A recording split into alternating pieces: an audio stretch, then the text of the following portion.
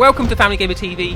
We've had exclusive hands-on access to the Vita version of LEGO Marvel's Avengers. Now, although we don't have some direct capture gameplay for you, we've got some screenshots, we've got news of features, of things in the Vita version that aren't even in the console versions of the game.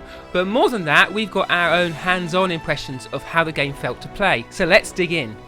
Now I'll let these Vita screenshots roll as we talk about hands-on with the game. Now what struck me first, I was playing the PlayStation 4 version, I switched over to Vita, and it didn't feel a massive step down. Of course, visually and the horsepower of the Vita isn't at that PlayStation 4 Xbox One level, but certainly it felt much more enhanced. The draw distance was more impressive than previous years. The Vita version is going to also track the same story, the pacing, the boss fights, the chase scenes, the skydiving, and those classic blockbuster battles will all be included.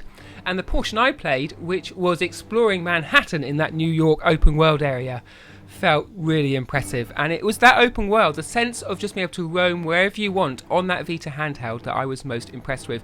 Previous incarnations of handheld versions, you've had to load in scenes of the game. So you have a portion you can explore, and then you hit the edge of that world, and then you have to wait for a loading screen. That happened a lot on the 3DS version of LEGO City Undercover. And it was a nice game, but it kept stopping and starting, and you have none of that here. They've upped the engine. There's a brand new engine driving these games, and on the Vita they're able to use the extra horsepower to increase draw distance and to enhance some of the visuals. Again, you can have more non-player characters on the screen. I think we're up to 4 now, so there's a greater sense of teamwork happening in LEGO Marvel's Avengers on the handhelds too.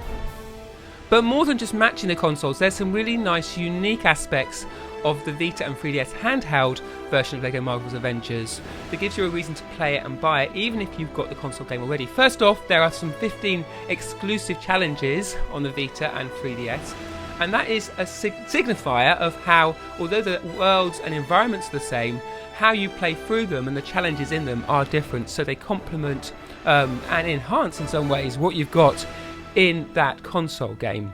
There's some handheld exclusive character mechanics, like we've got Iron Man's multi-targeting missiles, we've got a shield swap for Captain America, and particularly interesting, there's also some special side stories spanning a variety of comic book characters, and they've been hinting at what those are, and it sounds like they're very current. So we've got around 100 characters, we think, in LEGO Marvel's Avengers on the handheld. Not as many as console, but still certainly more than last year's game. And we've even got a nighttime version of the New York hub world. Getting hands-on in Manhattan, you've got that massive scale of where you can go, and again you can see that into the distance. The buildings look really impressive, and you can climb and explore them at will. But there are some nice enhancements to cope with that bigger scale of the game. You can get around now with those flighted big figs, or you can use the special moves that have been enhanced to characters like Hulk and his mega jump that really helps you traverse these big areas quickly.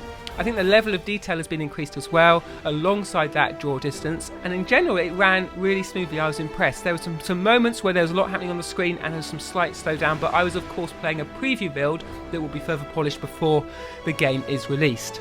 But I think in terms of features, we've not seen it all. There's been lots of hints, lots of teases about what is going to be new and enhanced in LEGO Marvel's Avengers on Vita and 3DS. And I'm talking to Philip Ring from TT Games.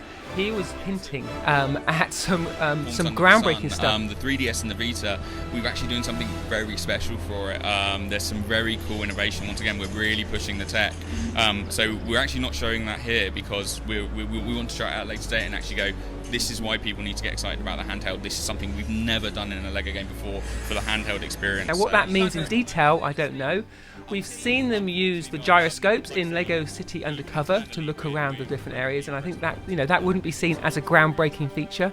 Potentially they're going to be using the touchscreen, but again they've used the touchscreen before, so it feels like there's something they're not telling us, and I'd love to get your opinion on it in the comments. Let us know what you think we've not been told. I think there will be a final reveal for LEGO Marvel's Avengers on handheld.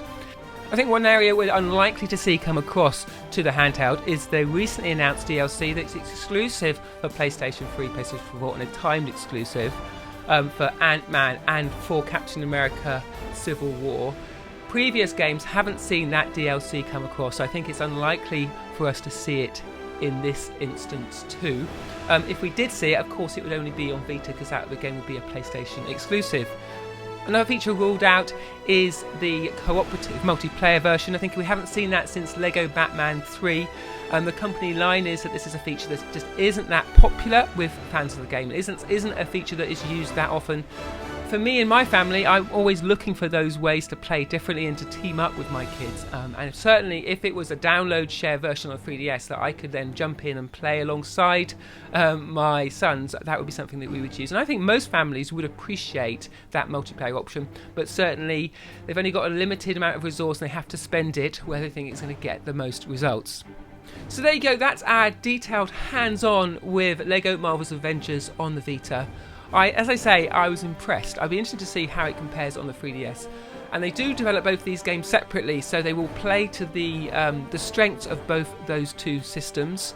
I think in 3D you have that nice extra visual pop, and of course you have the second screen, which you can use for a map. I'd love to see some Lego amiibos. Perhaps that would be a bridge too far with the competition between Lego Dimensions and Amiibo, but I don't think it wouldn't be out of the question, and to have maybe a little Iron Man Amiibo would certainly fly off the shelves. But that was our take, having played Lego Marvel's Avengers on Vita. We want to know what you think. What do you think this missing feature is that we have not been told about? I'm sure it feels like there's one more big reveal coming for the game, which no doubt will happen between now and launch, but certainly this year there's loads of reasons to buy it on handheld and loads of reasons potentially to play both. Do subscribe to the channel and we'll keep you up to date with all the latest Lego video game news, Skylanders, Disney Infinity, Anki Overdrive, a whole bunch of stuff. We'll be in the comments to answer any questions just as soon as this video goes live.